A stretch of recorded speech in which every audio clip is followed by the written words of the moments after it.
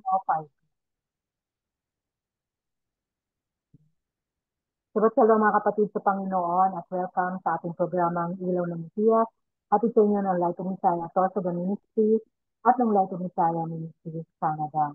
Samahan niyo kami muli sa loob ng isang oras na pagtatalakay ng Torah portion ngayong araw ng Sabat habang tayo ay nagpapahinga, kapiling ang Lord of the Sabbath, Yeshua Messiah, na siyang patuloy na nag-aanyaya sa ating lumapit sa Kanya at magpahinga.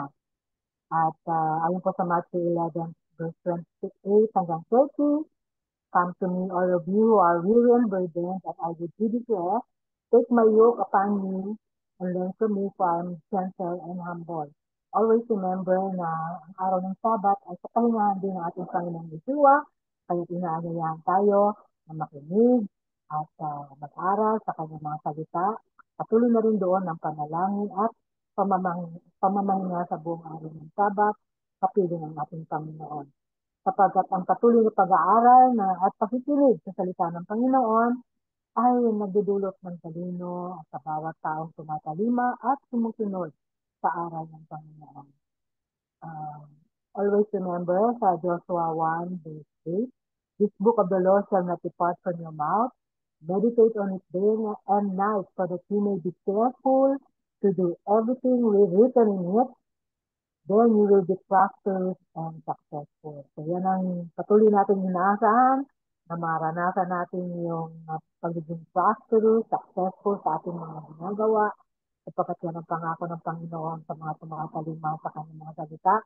And at the same time, yung kapayapaan sa kabila ng mga nararanasan natin ngayon, lalo na ngayon sa Sorsogon City, patuloy ang pagbuhos ng ulan at for the first time, ngayon lang nararanasan ng Sorsogon yung sobrang baha after ng mga development na ginawa sa Sorsogon. Ang ganda-ganda ng Sorsogon.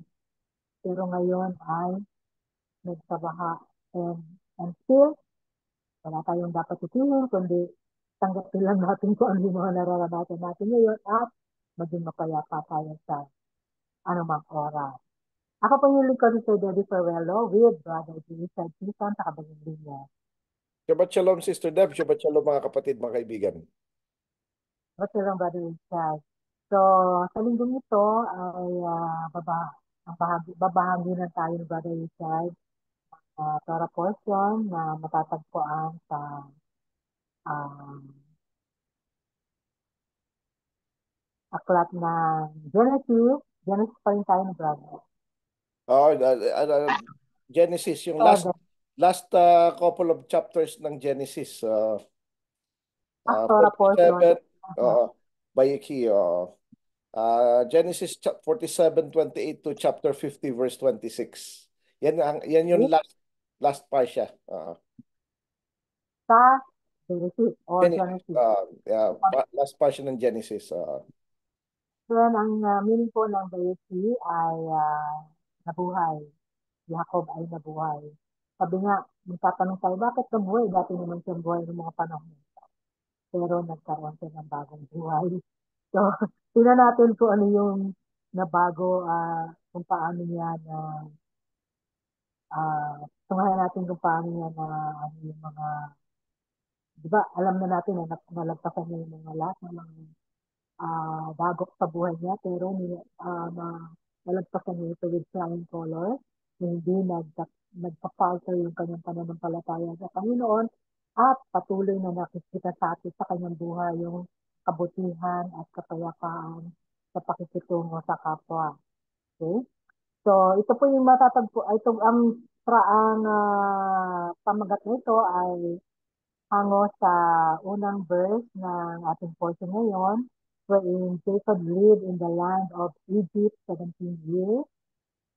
O dinala siya sa ng kanyang pamilya sa Egypt, kung saan na-meet niya si uh, Joseph. So sa portion natin ngayon ay nakapag-prepare siya para sa kanyang at alamin pa rin natin yung lahat ng mga pangyayari dito at aming matutulot natin aral. Lalo na, sabi nga, kahit noon pa ito nangyari, pero hanggang ngayon ay hindi nagbabago ng salita ng Panginoon ay angkop na angkop pa rin sa ating buhay na pwede natin yakapin yung mga aral na matututunan natin sa portion na yan. So, bago tayo magpasimula, tayo muna sa ano naman. At tayo manalangin. Okay, Ama namin na nasa langit, maraming salamat po sa pagkakataong ito na binigay niyo po sa amin upang muli po kami makapaglingkod sa inyo sa pamamagitan ng radyo. Nawa, Panginoon, ay pagpalain ninyo ang inyong salita, Parsha Bayekhi, na kung saan ay pag-aaralan namin ang huling parsha ng Genesis. Nawa, Panginoon, ay bigyan niyo po kami ng aral, ng kalinawan sa mga passages at ano ang mga epekto nito sa amin sa mga darating na panahon. Muli, Panginoon, binabalik namin sa inyo lahat ng papuri at pasasalamat sa pangalan ng aming Panginoong Yeshua. Amen. So, Amen. Parsha Bayikhi. Oo. At again, Genesis 47:28 hanggang chapter 50, verse 26. Napag-usapan natin dati, Sister Deb, na si Jacob ang parang lumalabas na unang OFW. Di ba? Pumunta siya sa Haran tapos siya ay nagpapadala sa kanyang ama na si Jacob, na si Isaac na bulag at inalagaan niya ito hanggang 20 years din siya ron, ano? 20 years siya sa Haran, tapos nakabalik siya. Naabutan pa naman niya si Isaac. So matagal pa rin sila nagsama. Ngayon, si Joseph naman ang unang immigrant. Parang nag-immigrant, nag-migrate eh. Immigrant sa Egypt, dinala naman niya yung magulang niya ron. Saka mga kapatid niya, no?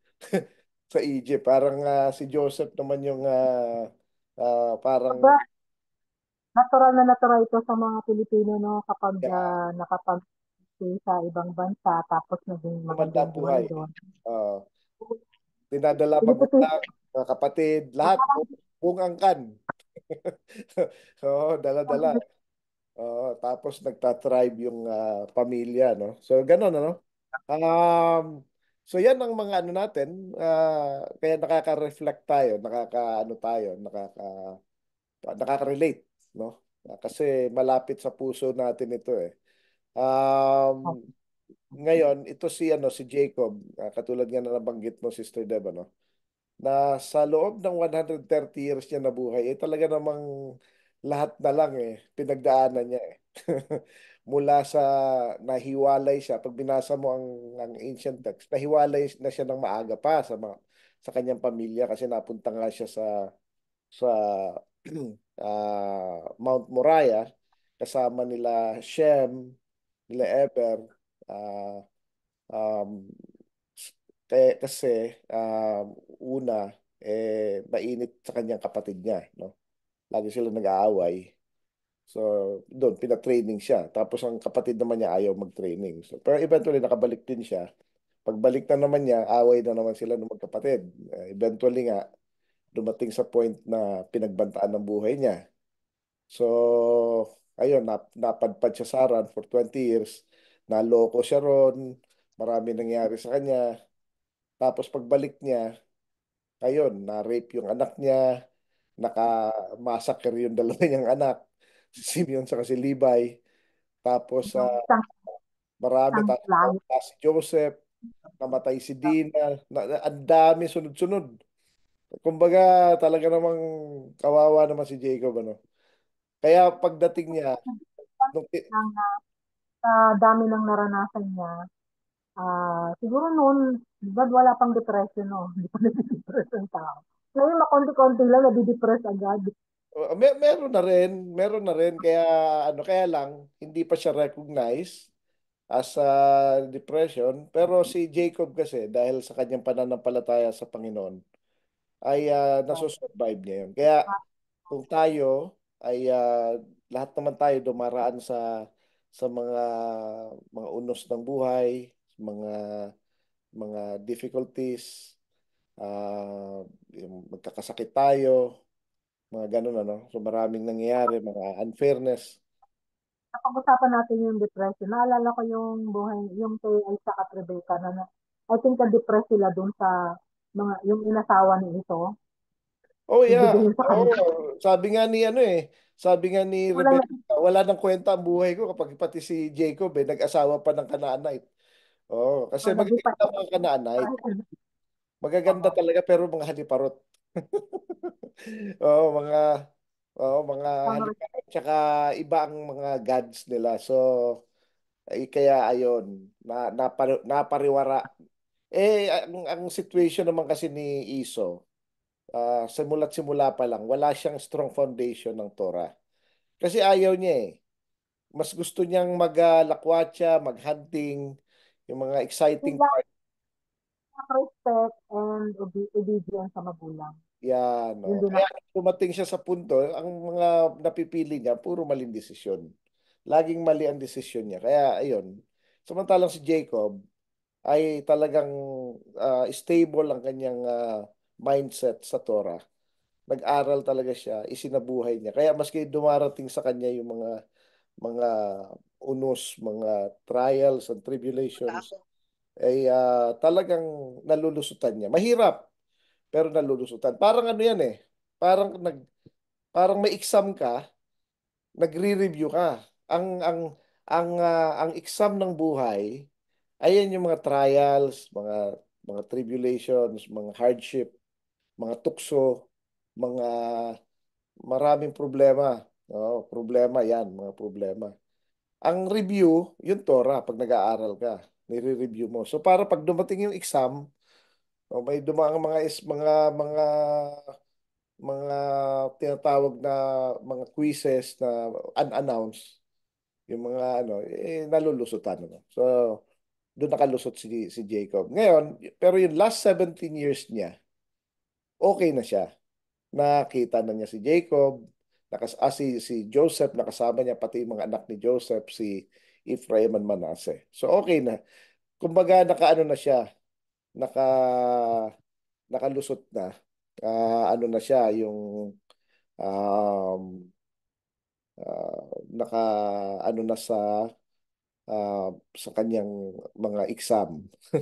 So, binigyan na siya ng exception, ano? May tumawag kasi.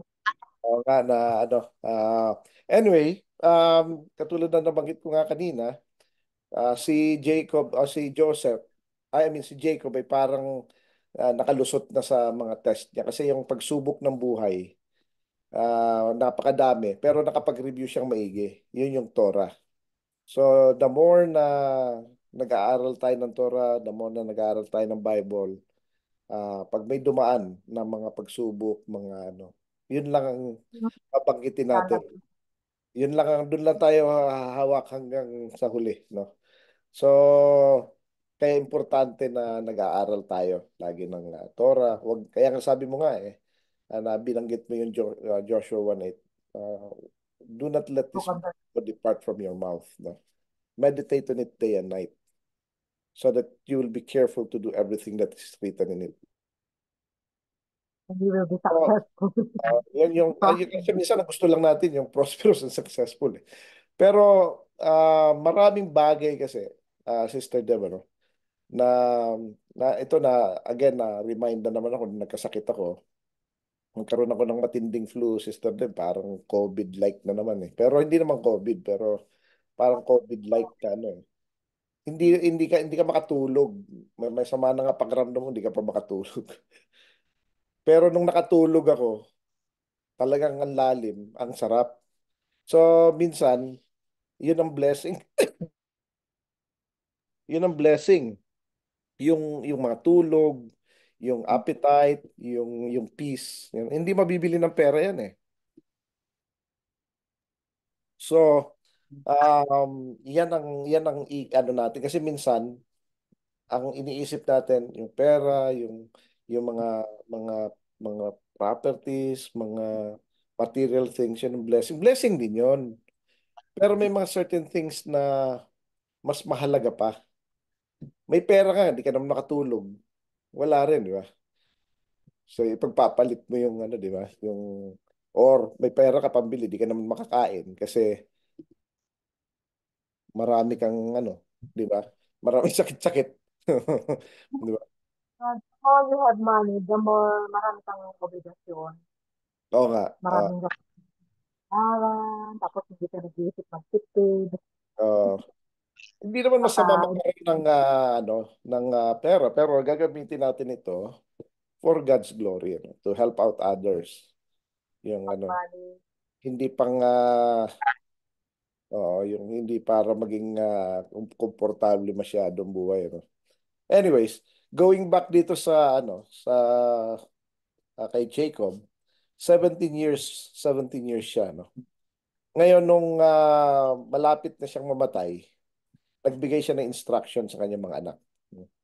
Actually, itong instruction na to, sister, ito yung prophecy. Yung prophecy na yan, sinabi niya doon, very clear. Pakinggan niyo ito, sabi niya. Ito ang mangyayari sa inyo sa end times. Ito yung mangyayari sa inyo sa last days. So, it's a prophecy, hindi dun sa present, kundi sa last days. May mga portion katulad ng sabi niya si dahil sa anger ni Levi sa ni Simeon, ano, i-scatter daw niya si Levi saka si Simeon among Israel. Pero pag tiningnan mo, si Levi lang yung naka-scatter, di ba? Pero si Levi nga lang ba talaga naka-scatter o kasama na si Simeon pati sa tribe of Judah, yung mga Jews ngayon, no? Kung maalala natin, may mga Simeon. Pansin ko lang, brother, isa na lang ang turing sa 12 tribes. Jews. Hindi, ngayon kasi ang known lang, ang naiwan kasi yung Southern Kingdom, yung Northern Kingdom, yan yung 10 tribes. Ang Southern Kingdom, yan yung tribe of Judah, kaya mga Jews. Pero sa tribe of Judah, ando dun si Benjamin, kasama si Benjamin. So parang na-absorb si Benjamin sa Judah, which is ito yung pangako ni, hindi lang natin ito nabanggit nung ano kasi nagkasakit ako. Pero nung time na kausap ni Judah si Jacob para ipaalam si Benjamin, sabi niya poprotektahan ko siya. Yung igagaranti ko, hindi ko siya ano.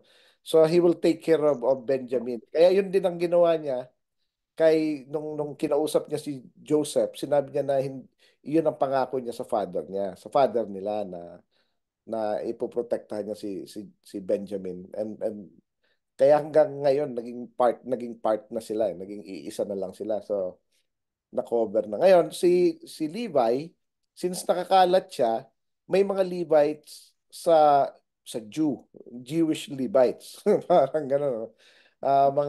So nakasama na rin sila ron. Tapos may mga Simeonites din. Kasi andun nga yung prophet eh. Um, anyways, yun ang ano. Pero may mga iba pang tribe. Katulad ngayon nagbabalikan na nga yung mga tribes eh. Yung tribe of Reuben, nakita sila marami sa kanila sa may India eh. Sa Northern India, Northwest India. Mga Reubenites talaga. Tas unti-unti na nakakabalik. So, nakukumpleto na nila yung 12 tribes, no? So anyways, pero what is very interesting dito sa ano na ito, sa prophecy na to, yung dalawa ang may crown. Sinabi niya kay Judah na si Judah will not ano hindi daw mawawala ng corona o yung scepter, ibig sabihin yung ruler, hindi mawawala sa kay Judas. Ito yung messianic prophecy ito. Ng ano ito yung Davidic or messianic or Davidic prophecy, no? Ngayon, pero pagdating kay Joseph, meron ding crown. Kaya dalawa, naging parang dalawa tuloy ang hari ng Israel, ano?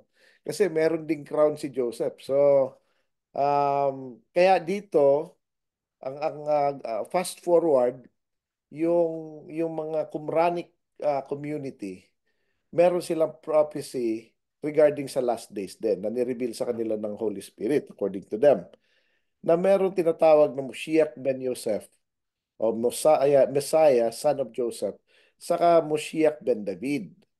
Ito naman yung son of David. Pero very clear na kasi ang iba, even among Messianic, ang understanding nila rito na fulfill na ni Yeshua to. Kasi si Yeshua, Moshiach ben Yosef, son of Joseph siya. Si Joseph na asawa ni Mary. Di ba? Tapos suffering servant din. Kasi yung Moshiach ben Yosef is a suffering servant. Kaya makikita mo ron, sabi ni Joseph, o ni Jacob sa kay Joseph, ay ano siya ng mga ah, tawag dito yung mga papanain siya, no? Pero hindi siya matitinag. So ibig sabihin, under attack siya, no? Even to the point of being killed.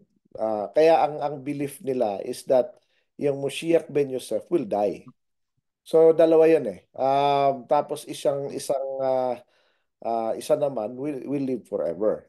So ngayon, in as much as si Yeshua na-fulfill pa rin ni Yeshua yun partly, pero very clear kasi ang sabi doon na dalawang lang magkaibang tao. Maski sa prophecy ni ni Jacob, magkaibang tao 'yon. Iba si Judah, iba si Joseph, no? Um, Kaya in the last days, magkakaroon talaga ng dalawang Messiah. One is siya yung magagather siya yung magdi-defeat ng enemy ng Israel. Tapos itatayo niya ang temple. Kasi merong tatlong major duty ang isang Messiah. One is tatalunin niya yung mananakop, yung enemy ng Israel. Pangalawa, dapat maitayo niya ang temple. Pangatlo, dapat magather niya lahat ng mga tao, mga Israelites from the diaspora. Kaya nga sabi ni Yeshua, um, sa Hebrews chapter 1, sinabi doon na sabi ng Panginoon, sit at my right hand until I put the enemy at the footstool of your feet. Kasi tatalunin niya yung mga enemies. Yun ang isa. No? Pangalawa, um, yung building the temple. Kaya tinanong siya, what is the sign? Bakit mo, kasi pinagtatapon niya yung mga ano yun sa Passover eh. So tinatanong siya, anong sign mo? Sabi niya, destroy this temple and I will rebuild it in 3 days. Sabi niya, paano mo i-build ito ng 3 days? 46 years na tinayo ito ng mga tao. So ikaw 3 days lang, di ba? Tapos ang understanding ng mga apostles is pertaining to the body of Yeshua, which is tama din. In 3 days, babangon siya. Pero literal yung sinasabi ni Yeshua din na pag dinestroy niya ito, itatayo niya in 3 days, which is 3 millennia. Kasi ang isang millennia ay isang araw sa Panginoon. 1,000 years is like a day to the Lord. 2 Peter 3:8. So yung first millennia, yan yung time ni Yeshua from 1 AD to 1000 AD, isang millennia yan. From 1001 AD to year 2000 is second millennia. From 2001 up to 3000, third millennia. So ibig sabihin, from 2001 up to third millennia of 3000 years, diyan yan period na itatayo ni Yeshua. Nasa 2020, ano pa lang naman tayo eh. 2025. So we were just 25 years sa millennia. So for sure nasa third millennia, no? So that's one. Ngayon, sinabi rin niya na sabi niya, I was only sent to the lost sheep of Israel. So kaya, kasi igagadan, kasi Messiah siya. Yun yung role ng Messiah. So gagawin din ito ng Moshiach ben Yosef, no? Yung son of Joseph. Um, ang mga sages naniniwala na darating ang panahon na yung magiging leader actually. Hindi siya antichrist ha. Hindi siya antichrist. Hindi siya demonic or anything. Akala lang nila yon, pero hindi. Actually, mamamatay ito eh. Papatayin to ng tunay na antichrist eh. Kaya itong Moshiach ben Yosef nito, pag namatay ito, magsa-celebrate ang buong mundo kasi akala nila napatay nila ang Antichrist. Akala nila yun ang enemy. Oo. Wala kang sound, Sister Deb. Uh,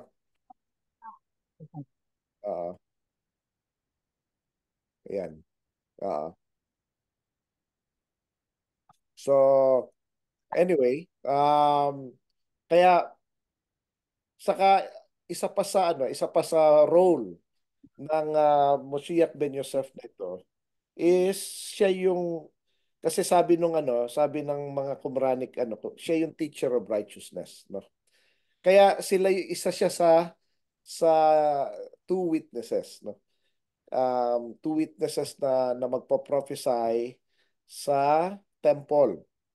So dalawa 'yan. Isang leader katulad ni Zerubbabel tsaka ni Joshua the high priest. Yung high priest during the time na pag naitayo ang temple, silang dalawa ang magpo-prophesy, meaning they will teach the people. Hindi yung ipoprophesy na ito end of the world na gano'n. Hindi gano'n. Ituturo nila yung Torah. So sila yung magtuturo ng Torah, no? 'Yun ang prophesying na ibig sabihin nun. Ngayon, pag may kalaban sila, sina-shutdown nila yung langit. Hindi walang ulan sa mga kalaban, no? Kaya ngayon feeling ng mga tao, ito yung Antichrist kasi pinatayo ang temple eh. 'Yun ang pag tiningnan mo ang understanding ng mga theologians, ang understanding nila ang pag-unawa nila sa Book of Daniel kasi sabi niya will make a covenant with many. Tapos, in the middle of that week, he will cut off the covenant. So, yung mga sacrifices will be mahihinto. It will cease, no?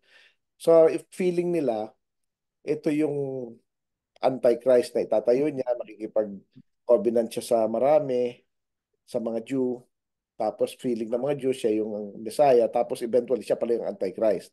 So understanding nila. So pero hindi ganoon 'yon. Yung prince na makikipag-covenant with the many, ito ang many ay yung mga ang nations, no? Hindi ang Israel. Israel is always known as the few, not the many. Kaya um merong many sa merong few eh. Many are called but few are chosen. Yung mga ganun, no? Many on that day will call me Lord, Lord, but I will tell them I don't know you. Yung many yun, no? Many will come from east and west and will dine with Abraham, Isaac, and Jacob, but the sons of the kingdom will be shut off and thrown into the outer darkness where there will be weeping, gnashing of teeth. So, ibig sabihin, may mga maliligtas din from the nations. Kaya nga, maski sa sa 1 John 1:12, Sister Deb, as many as receive him. Ibig sabihin yung nations, hindi yung marami, hindi ibig sabihin na kung gaano karami ang tumanggap sa kanya, hindi ganoon ang ibig sabihin nun. Ang ibig sabihin nun, yung nations na hindi Israelites. Uh, as many as receive him, he gave them the right to become sons of God.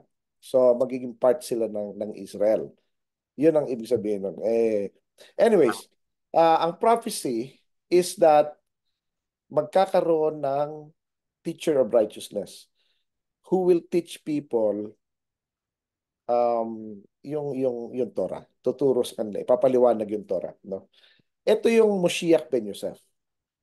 Si Moshiach Ben Yosef ito. Tapos, so mabibuild niya ang temple, magagather niya mga tao sa madidefeat niya muna ang enemy of Israel, maalis niya yung abomination doon, tapos itatayo niya ang temple, tapos magagather niya mga tao sa buong mundo, yung mga Israelites, mga Jews and Israelites, tapos matuturuan niya, no? At the end of a certain time, mapapatay siya ng Antichrist. Sila ng high priest kasi aatakihin na ang Jerusalem, no? Ngayon may darating na isa, yun ang Moshiach ben David who will live forever. Kaya nga maski mga apostles nalilito sila nung sinabi ni Yeshua na mamamatay siya. Sabi niya, ay, akala namin ang Moshiach ben David akala namin ang Messiah mabubuhay panghabang buhay. Bakit pamamatay ka? Sabi naman niya, mabubuhay din ako in 3 days. Kaya mabubuhay din siya forever and ever. So, kung mapapansin mo, Sister Deb, itong dalawang witnesses na to nabuhay din after 3.5 days. Di ba? So 3.5 days inakyat sila sa langit. So ngayon, ang mga tao naman, paniwala naman nila si Elijah ito tsaka si Enoch kasi hindi pa namatay. Pero no, it's not. These are entirely different people. No. Anyway, sa yun ano, yung prophecy ni Jacob sa mga anak niya actually pertains to a far distant future, no? Especially sa propesya niya kay Judah tsaka kay Joseph. Sa kanila manggagaling yung Moshiach ben Yosef, o Messiah son of Joseph, saka Moshiach ben David, yung Messiah son of David, no? Kasi si David is galing kay Judah. So yun ano. Um and lahat ng prophecy uh, sa bawat tribe as actually uh, pertaining yan sa last days. So kaya magkikita-kita doon magkukulminate ang ano. Plus other prophecies, lahat ng propesya babalik ulit, magme-merge. May common merging siya sa end times, no. So ito yung mga mangyayari sa sa end times. And we don't know when it's that. Maaring sa panahon natin, maaring sa panahon ng mga anak natin, maaring sa panahon ng mga apo natin, pero mangyayari yan. No? Kaya importante na matutunan natin ito para maipasa natin sa mga next generation. So para pag dumating yon, hindi sila nagugulat, no? Hindi sila ignorante. Tandaan natin, konti lang talaga maliligtas. So we have to make sure na we teach our children about these things, no? Ngayon, makikita din natin dito na si Jacob, may pinamana siya kay Joseph. Yung lupa na nakuha niya sa mga Amorites. The sword and bow daw niya ang ginamit niya ron. Ibig sabihin, nag-conquer din si Jacob, no? Kasi makukulit itong mga Amorite na to. Hindi natin nabasa yan sa Genesis. Nabanggit lang ni Jacob sa Genesis. Pero hindi natin nabasa. So, ibig sabihin, nangyari. Makikita natin ang istorya na yan sa Book of Joshua, na kung saan may isang tribe of Amorites. Malaking lupa rin yun na kinuha ni Jacob dahil mga sutil itong mga ito. Ayaw siyang tigilan talaga. So, nilabanan na niya. Jacob was a warrior. Hindi siya parang matatakutin na parang yuyuko na lang. Lumalaban din siya. Actually, magaling siya sa sword, magaling siya sa bow. Kaya naturuan niya si Joseph sa bow, yung sa pana, ano. Brad, ah, ang napapansin ko rin na ang mga kalaban nila usually ay sila yung nagduduro o nagsisimula ng war. Pero Yan, mga Israelites, never sila nagsimula. Mag-retaliate sila kapag sila pinatulan. correct. Magandang observation yan, Sister Deb. Hindi sila nagsisimula ng away kahit kailan. Ayaw nilang, Hindi sila oh, ang binubuli. sila binubuli. Actually, may instruction nga sa kanila, pag pumasok sila sa Promised Land, ang kukunin lang nila yung binigay lang sa kanila. No, hindi nila pwedeng kunin ng hindi. Yung wala sa wala sa instruction. Oo, actually, katulad ng Mount Seir. Ang Mount Seir, saka yung mga land ng mga Moab, mga Moabites, hindi nila pwedeng kunin. Hindi nila pwedeng kunin kasi binigay ng Panginoon yon sa mga Moabites, saka sa mga sa kay kay kay ah, i, Galing ah, sa kay Esau, iba. kay Edom, mga Edomites. Sabi niya, wag mong kukunin yan, hindi sa iyo yan. Kasi actually, part yon ng promise kay Abraham. Okay? Yun sa Pero remember, si Abraham ay yun, binigay sa kanya lahat ng nilakaran niya from north to south, from river to river, yung River Euphrates hanggang dun sa sa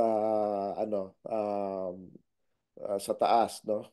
So, ano yun eh. Yun yung lahat ng nilakaran niya kanya. Kaya lang, may iba pa siyang anak eh. May mga iba pa siyang mga anak na hindi lang naman yung Jew. Isa lang sa anak niya, si Jacob. Hindi naman, although lahat nga yun yung ibinigay kay Abraham, kay Isaac, kay Jacob, binigay niya. Pero merong certain lands na ayaw ipagalaw. Kasi si Esau, anak din ni Isaac. So sabi niya, wag niyong gagalawin yan. Although may prophecy naman ng Panginoon na eventually malilaid waste si Esau dahil sa kasalanan na rin niya. Pero ibig sabihin, nung time na binigay ang land, no, hindi nila pwedeng kunin. So hindi sila pwedeng lumampas. Ang binigay lang sa kanila, yun lang talaga kukunin. Ngayon, pag may atakin silang Canaanite town, ino-offeran muna nila ng peace.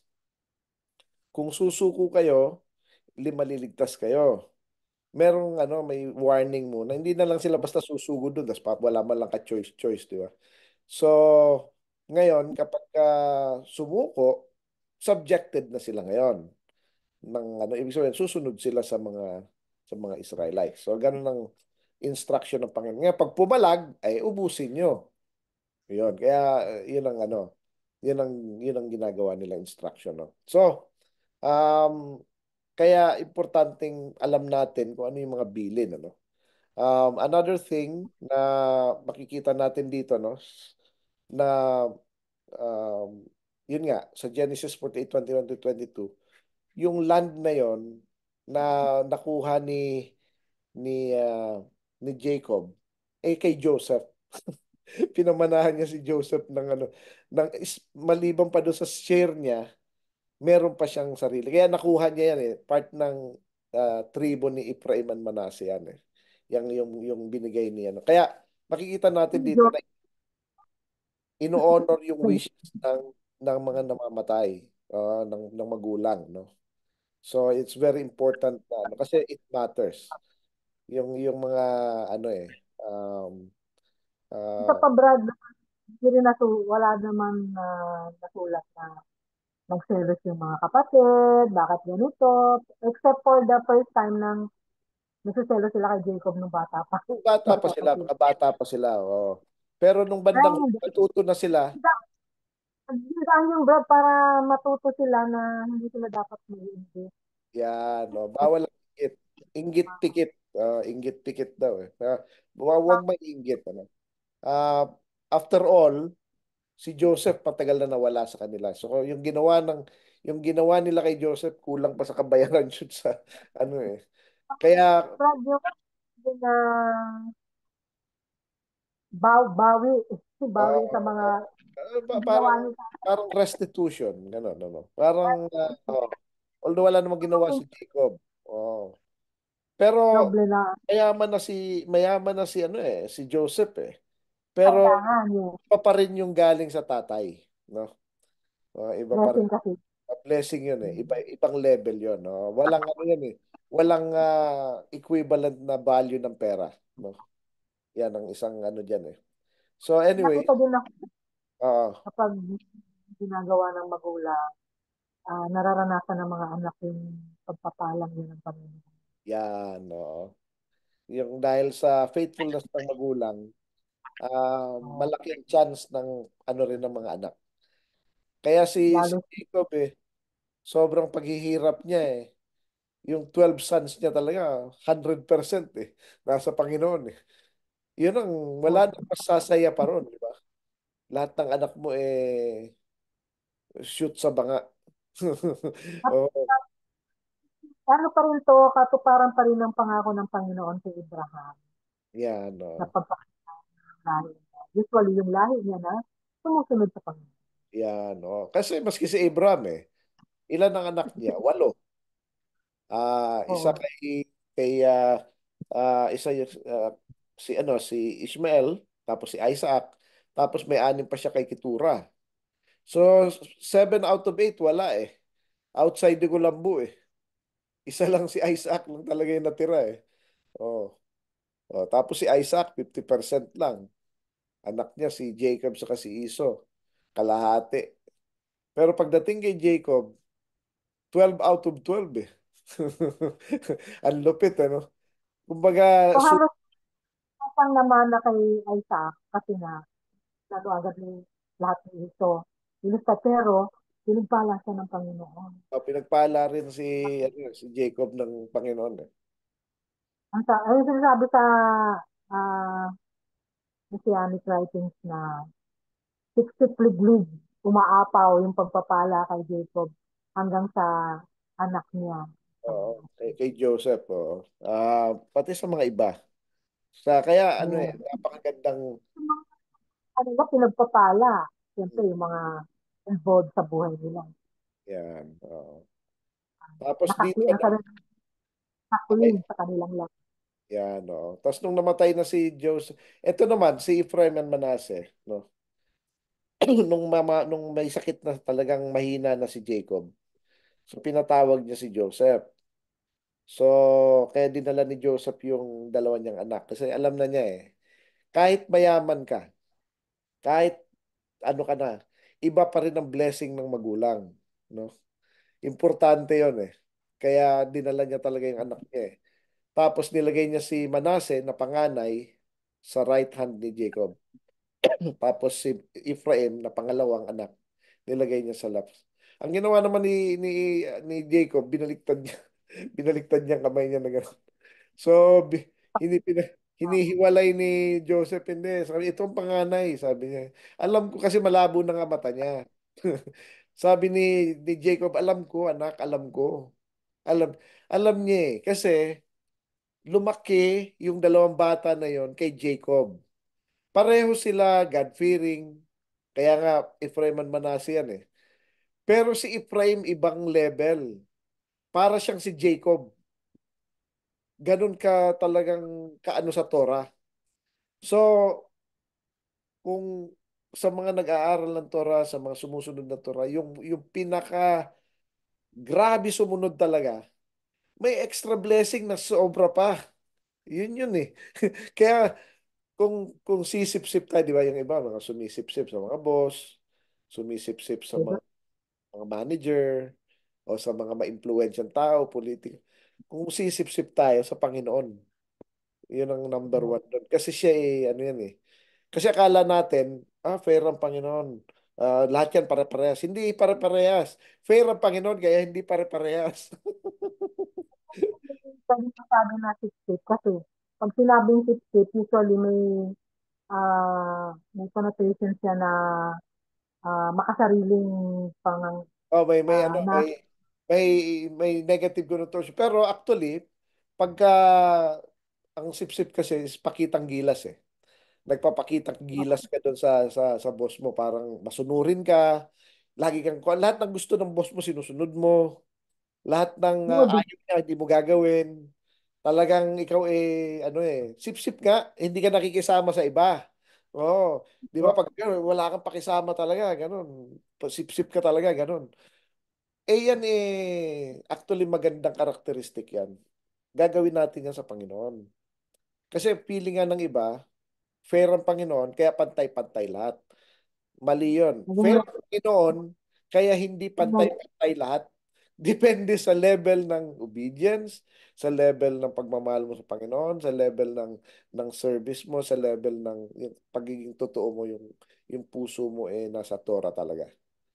Makikita yun kaya walang kawala yun So, kaya hindi pare-pareho.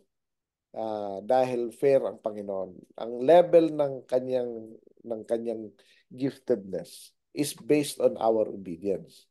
Is based on how we treat Him and others. The more that we treat God and others the way He wants it, mas grabe ang blessing natin. And again, hindi lang pera lagi ang blessing. Sabi nga nila ako daw makamasa. Makamasanda lang tulog. It's a gift. Regalo ng Panginoon yan talaga. Makatulog. Oh, yung tulog. Pag ako, Nabasa kaya ko kong yan. matulog. Ha? Nabasa ko yan. Nasa Bible yan sabi niya. Sa Torah sabi niya. And he gave sleep to those he loved. Yan. Sasabi, Oh, yung siya halimbawa doon inaantok ako sa tumatawag system. na. Kunwari magtatrabaho ako, no? Tapos hindi talaga inaantok ako. Iidlip ako kahit 5 minuto lang. Makakatulog ako niyan. Tapos isaset kong alarm ko 5 minutes. Ring na yan. Satisfied na ako. Ang Tawag, lalim na ng tulog ko. Oo, okay na. tawag. Tapos, maski pag nagda-drive ako, ganun din. Alam ba, long drive. Tapos sabi ko, idlip lang ako saglit kasi talagang na antok ako. Pagtulog ko, paghiga ko, tulog. Yan yung mga blessing. Yan yung blessing na hindi mo mabibili ng pera o ng anuman. That's something na talagang pinasasalamat ko sa Panginoon. So, tsaka pag wala kang mga inaanong iba mabilis yung tulog mo, wala kang iniisip, wala kang, baka may sasaksak sa likod ko, no? Wala kang kaaway, eh. Di ba? So, ang Torah magtuturo sa atin yan.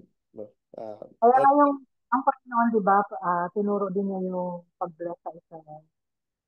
yan, And yung last part, to give you shalom. yan, Palagi tayong bigyan ng yan, yan, yung kapayapaan na sa atin na magandang tulong. yan, no? Madaling Yung covenant of peace, so, yun ang malupit doon, no? Yun ang ano yan, eh. So dito makita din natin ano na si ano nga si Ephraim, although bunso siya, nakita ni Jacob na mas ano siya sa Torah. Kaya mas blinas siya. Blinas din si Manase. Sabi ni Jacob, magiging great din si Manase. Magiging great din talaga siya. Kaya lang greater lang ng konti si Ephraim. Kasi mas obedient, eh, mas ano eh. Ganun talaga. So, if we want greater blessing, huwag tayong maging katulad ng iba, no? Dapat unique din tayo, no? So anyway, si Jacob, mamamatay siya, sabi niya, huwag mo ako ililibing dito sa Egypt. Dapat ibalik mo ako sa land of Canaan, kung saan ang promise, yung promised land, no? Hindi pwede. Ganon din si Joseph, kahit yung buto niya, hindi pwedeng maiwan dun, eh. So, ganon yan, eh. Kaya nga Sister Debe, sa resurrection, ultimo yung buto natin kukunin, eh. Walang maiiwan dito, no? Walang maiiwan sa ano. So, that's ano yan, eh, parang ano yan, yung reflective ng reality kung ano mangyayari sa future, no? Kapag ka tinawag ng Panginoon ang kanyang mga tao, papunta maglalakad sa promised land, kahit nasan tayo, kahit yung buto natin kukunin. Walang matitira kahit yung mga DNA natin, kukunin lahat yun. Kasama sa pupunta tayo sa promised land. No? So ito yung promise ng Panginoon sa mga sumusunod sa Kanya. No?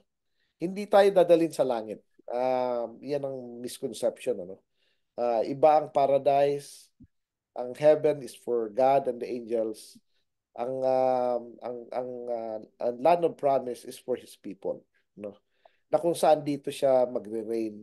Kasi hindi nga tayo pwede doon, so siya na lang ang bababa. Actually, hindi lang ang Panginoong Yeshua ang bababa, kundi pati Heavenly Father.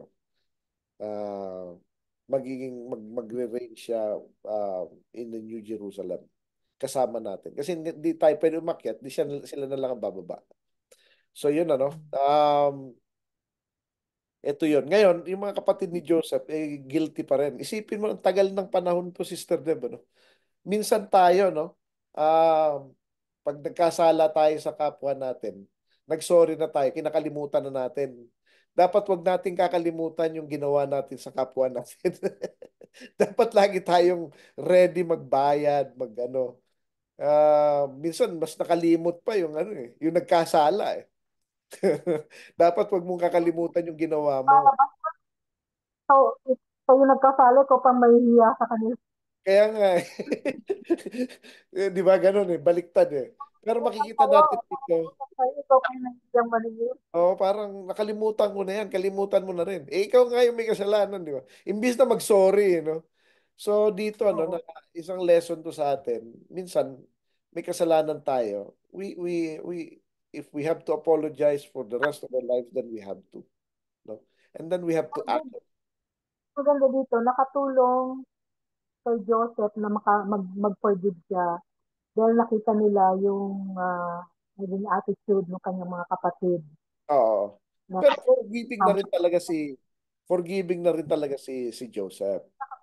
kaya nga umiyak siya, naiyak siya. Oh, So, naiyak siya. Pero hinayaan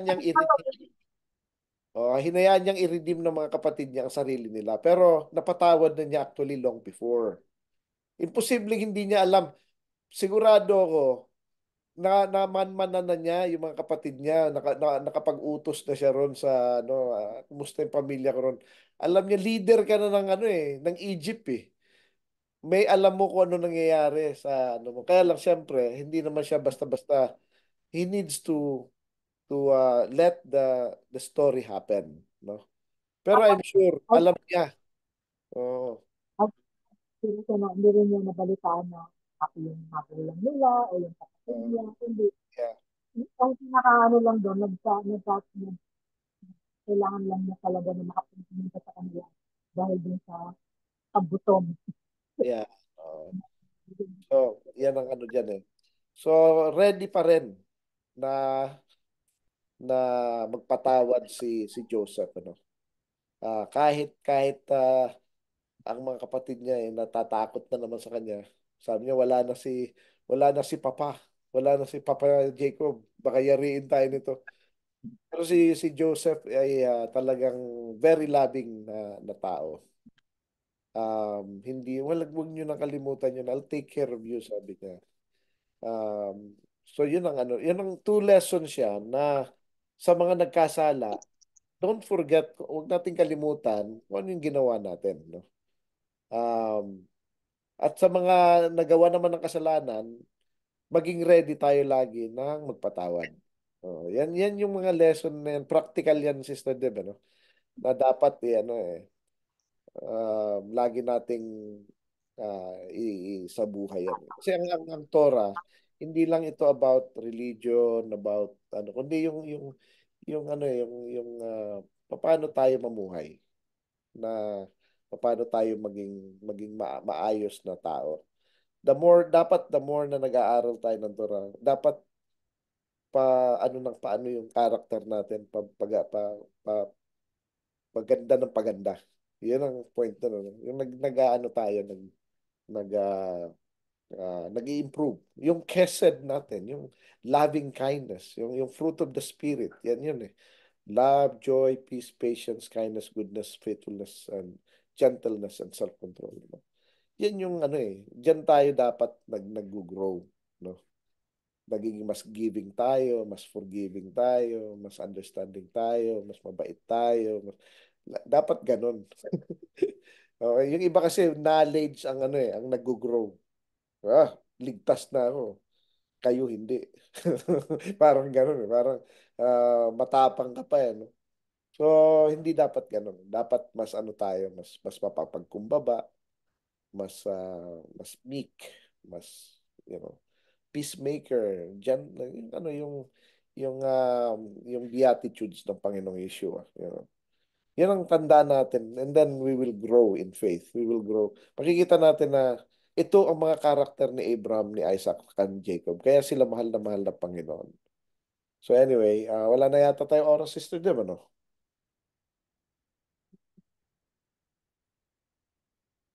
Sige. Okay, okay, Brad. Ano na tayo? Mhm. Wrap up na tayo. So, yung ating mga natutunan dito sa ating Torah portion ngayon ay nagpapakita ng katapatan ng Panginoon sa kanyang pangako kay Abraham and then napunta kay Jacob at tumulay kay Jacob. And also,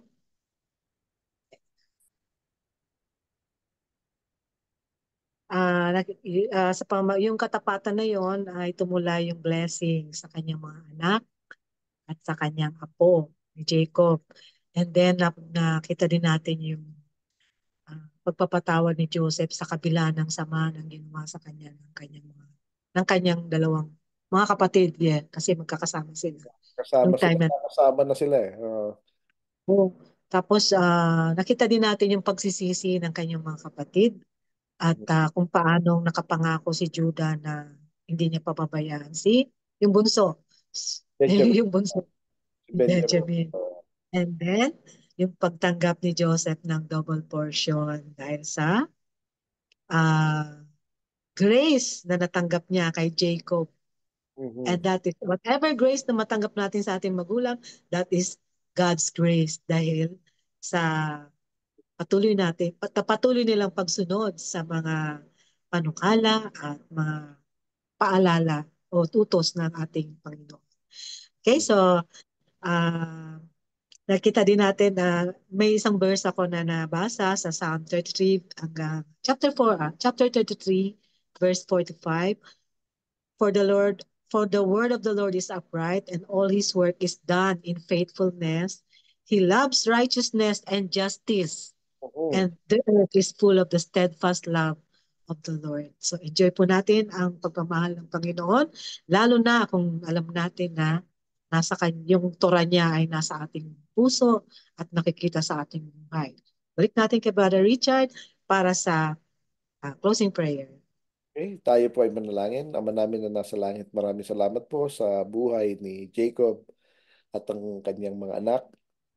Salamat Panginoon sa Parsha Bahi na ito ay nagbigay sa amin ng aral, kung ano ang dapat namin gawin sa aming buhay at anong mangyayari um, sa mga darating na panahon. Nawa Panginoon ay bigyan niyo po kami ng patuloy ng pangunawa, patuloy na wisdom and understanding para makita namin at maintindihan ang mga nakasulat sa inyong Biblia. Nawa Panginoon ay makarating itong mga napag-usapan namin sa mga pusong uhaw na patuloy na nagsasaliksik ng inyong katotohanan at nawa ito ay magbigay ng bunga na ayon sa inyong kalooban na ito ay maging magandang testimonya sa mga taong nakapaligid sa amin. Binabalik po namin sa inyo lahat ng papuri at pasasalamat sa pangalan ng Panginoong Yeshua. Amen. Amen. Amen. Shalom. Shabbat shalom, Brad.